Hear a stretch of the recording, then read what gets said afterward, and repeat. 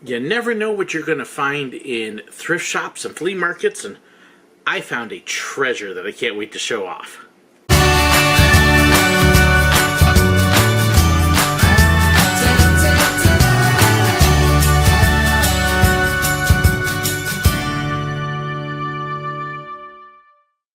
Here in Missouri, we've got a lot of, they call them flea markets. They're basically stores with all sorts of little booths, and people sell all sorts of things. And you'll find a mix of junk and collectibles and clothing and all sorts of stuff.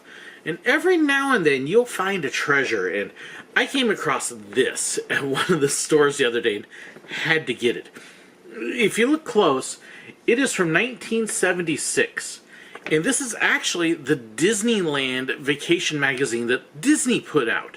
This is official Disney stuff, which is really neat.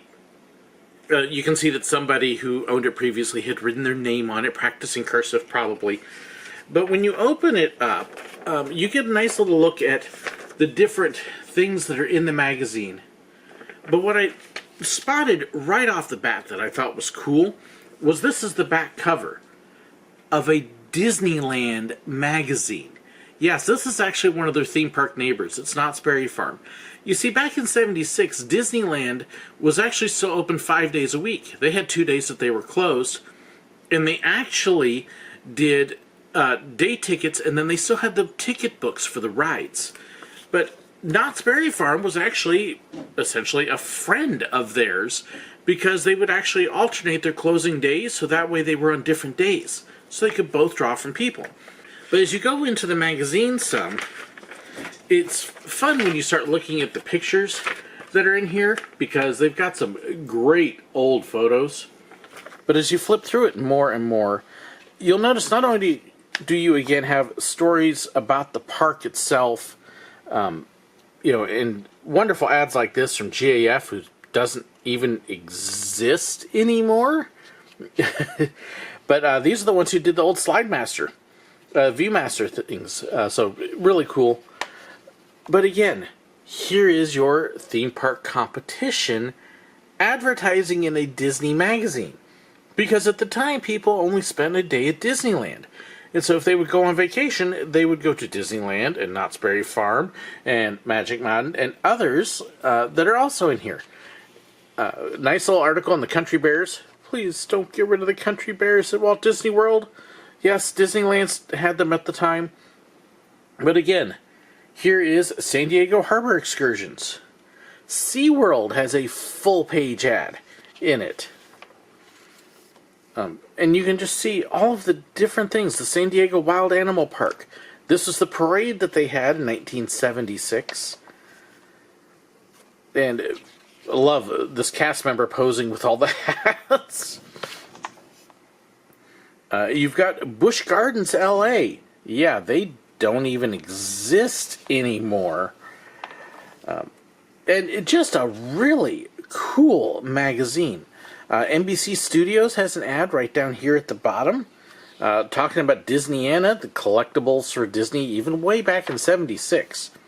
Universal Studios has an ad here. The Main Street Cinema, talking about the movies that they're showing there and the old little view movies. Yeah. Again, the Queen Mary, Movieland Wax Museum in Hollywood. Just a really neat deal, and again, especially cool when you realize this is published by Disney. This I find interesting. An ad for Sambo's restaurant. There's another one that doesn't exist anymore. I remember eating at Sambo's as a kid, and then the one that had been a Sambo's near my old hometown became a Denny's later.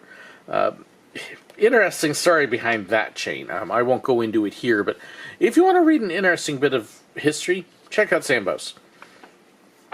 And then this whole back section here is just all different things to see and do in Southern California when you're there on vacation. Lion Country Safari, Movie World, but all of this is vacation fun spots.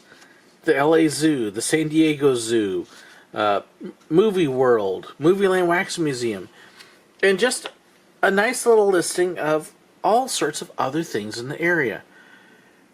I don't know about you, but this is just so neat to me that there was a time when they essentially all worked together to bring people in instead of just fighting against each other. But even mentioning the Grand Canyon in here in Tombstone. So, just a really neat little magazine. That was my find. Like, I encourage you, if you're into things like this, check out these flea markets. You never know what you're going to find, but that was just so cool that I just had to share that with you. I just thought that was an amazing find while I was there. So, hope you enjoyed that little look at something really neat I found. I'd love to hear what you found at flea markets and swap meets and stuff like that too. Have you found some cool things? I know some people have found some amazing pins and other collectibles as well. So share it with me in the comments below. I would love to hear it. Thank you so much for watching and enjoying this quick little leak. Quick little leak? Yeah, don't leak. Please don't leak. Thanks so much for watching and hope you enjoyed this quick look at something neat I found. Thanks so much and God bless.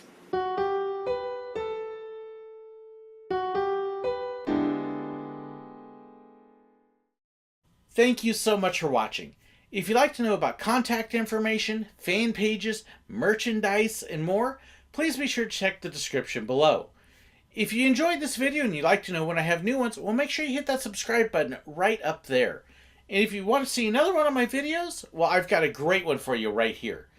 And a huge thank you to these wonderful people here who support me on Patreon and with YouTube memberships.